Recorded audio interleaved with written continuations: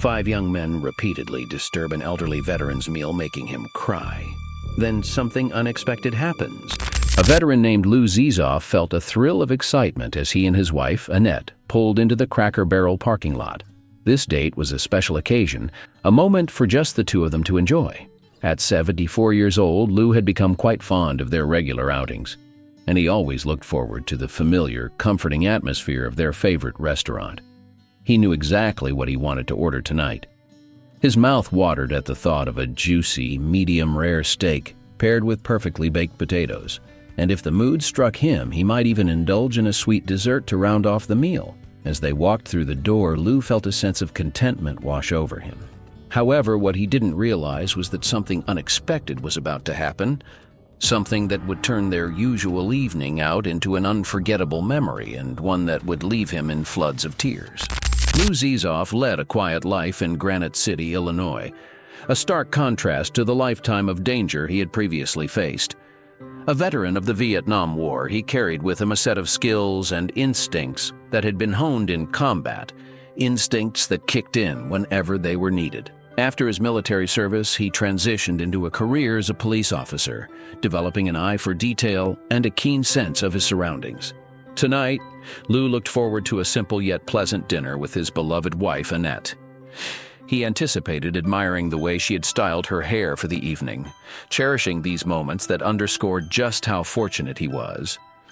As they settled into their seats at Cracker Barrel, Lou felt a sense of peace. However, his tranquility was soon disrupted. A few tables over, a group of well-built men began to take notice of him.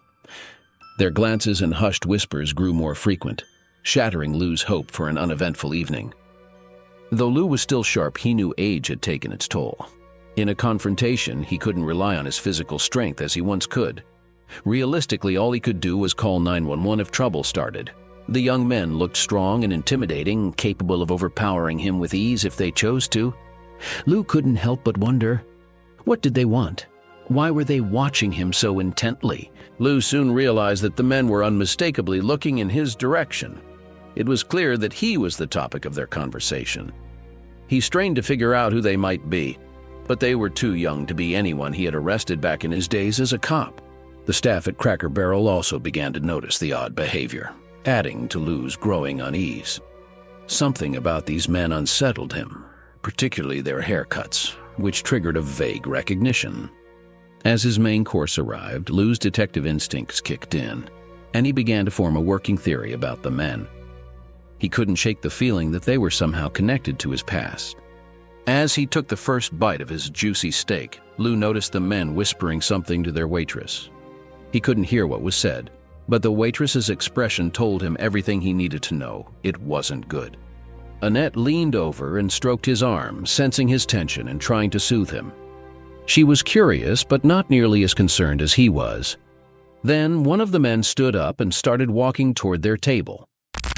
Lou's heart rate quickened as he prepared himself for whatever was about to happen. The man approaching Lou was tall, well-built, clean-shaven, and sporting a buzz cut. There was a confident presence in his walk, and as he drew nearer, Lou noticed a familiar look in his eyes, a look that spoke of having faced and endured tragic experiences. Lou saw a bit of himself in the young man.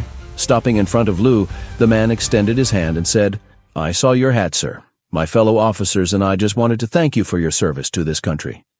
In an instant, the paranoia and wild imaginings that had plagued Lou melted away.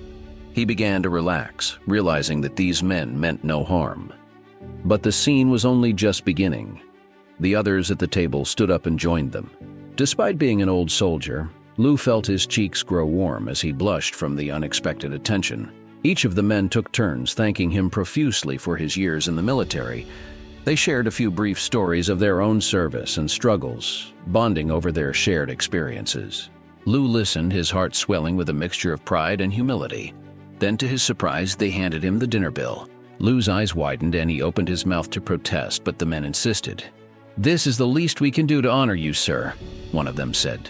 Lou was deeply moved by their gesture, and as he and Annette finished their meal, he couldn't help but feel an overwhelming sense of gratitude and camaraderie. The evening had turned out far better than he had anticipated, leaving him with a renewed appreciation for the connections forged through shared service and sacrifice. Lou felt tears well up and trickle down his cheeks when he saw that the bill had been paid. He knew better than most that soldiers didn't earn much, and this was a significant gesture for the young men to make. He tried to insist that they didn't have to, but their response only made him cry harder. The 5 men stood in a line and gave him the sharpest, crispest salute he had ever seen in his life. Lou's heart swelled with pride and emotion, overwhelmed by the respect and camaraderie they were showing him. The rest of the restaurant had been watching the scene unfold, and soon they joined in. Applause, cheers, and heartfelt thanks filled the room. Patrons and staff alike expressed their gratitude, and Lou felt like his heart was going to explode from the overwhelming sense of appreciation and honor. Annette squeezed his hand, tears in her own eyes as Lou tried to compose himself. He returned the salute as best as he could, feeling deeply moved. The evening, which had started with a simple dinner plan, had turned into a profound and unforgettable tribute to his service and sacrifice. Lou would carry this memory with him forever, a reminder of the bonds between those who serve and the respect they continue to inspire. Lou knew that men and women returning from service didn't always get a happy ending. There were physical and mental barriers that were sometimes impossible to overcome. He had been lucky. Now, looking at the newest generation, he was sure of one thing. The camaraderie within the military didn't just span across countries, it bridged generations as well. They were all brothers and sisters in arms, connected by a special bond for which he was forever grateful. As he stood there, deeply moved by the young men's gesture, Lou resolved that somehow he would pay this forward. This display of respect and patriotism had profoundly impacted him. Lou knew this wasn't the first time someone had been blown away by an amazing display of patriotism, and it certainly wouldn't be the last.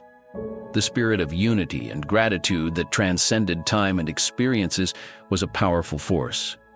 It had inspired and uplifted him this evening, and he knew it would continue to do the same for others in the future. As he wiped the tears from his cheeks, Lou felt a renewed sense of hope and purpose.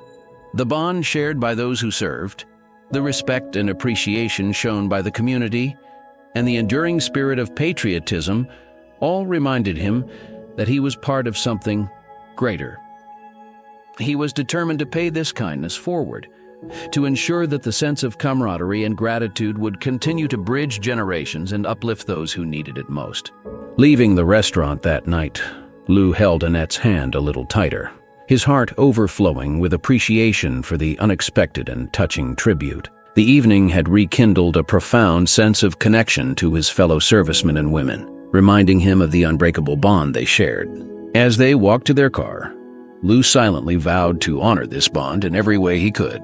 He knew that acts of gratitude and respect, like the one he experienced tonight, had the power to uplift and inspire. Lou was determined to pay this kindness forward, to support and encourage others who had served, just as these young men had done for him.